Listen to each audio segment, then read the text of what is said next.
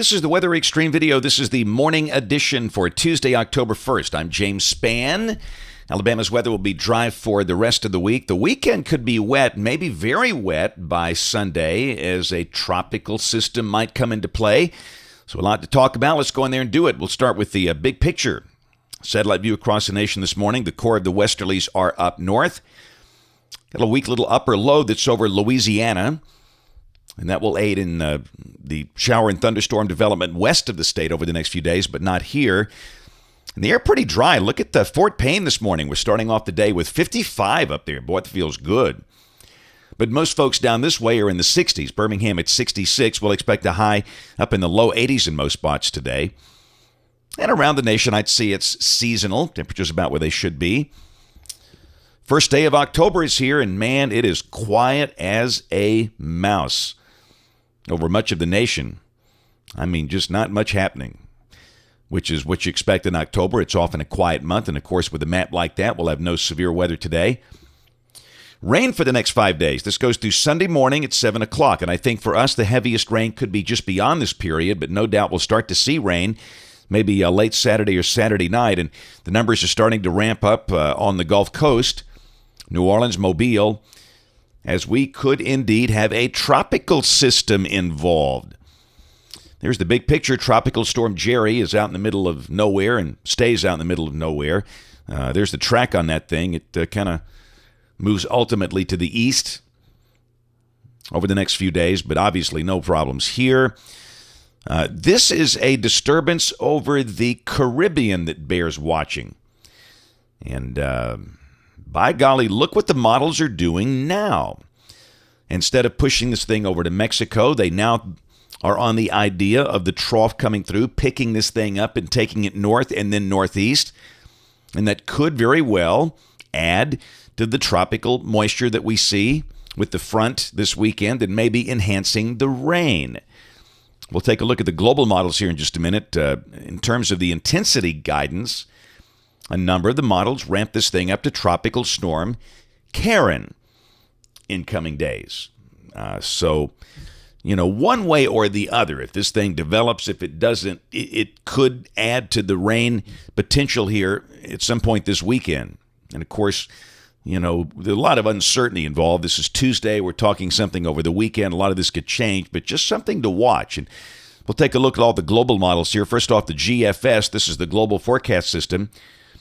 This is valid at 1 o'clock this afternoon local time. Core of the jet is up north. You can see the disturbance around the Sabine River, the Texas-Louisiana border, and down below that, any showers should be well west of the state today. Louisiana, Arkansas, Mississippi west of I-55 will be partly to mostly sunny. High today should be in the low 80s. Tomorrow, same thing, will be dry. Low to mid-80s. The GFS way too warm on the guidance. It ramps up in the upper 80s. That's not going to happen. Maybe mid-80s, but I think the NAM with 83 is more realistic. Thursday, same thing. Any showers west of the state will be dry. And Friday, that's an interesting map, isn't it? The GFS develops a tropical-type low south of Pensacola. Got a very deep surface low that's over the heartland. And again, if this were, maybe December or even November, it would be a raging blizzard out there over parts of western Nebraska and South Dakota. And there still could be some snow out there. It's going to be a close call. And you can see what's happening here. That system is ultimately going to pull that tropical thing north. Let's go to Saturday. This is back in the upper levels. There's your trough off to the west, and down below that, a broad surface low. And again, it's not a tight surface low. This is just a broad low is south of Pensacola.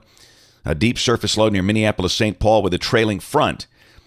And you can just see where the players are coming together for maybe some heavy rain here later in the weekend. But if the GFS is right, the bulk of the day Saturday would be dry, with showers maybe coming in here Saturday night. But let's look at the European, and it is faster.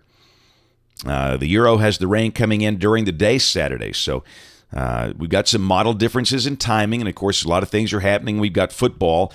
For the day games, we'll just say there's a chance. Alabama plays in Tuscaloosa early. That's a Saturday 11 o'clock kickoff.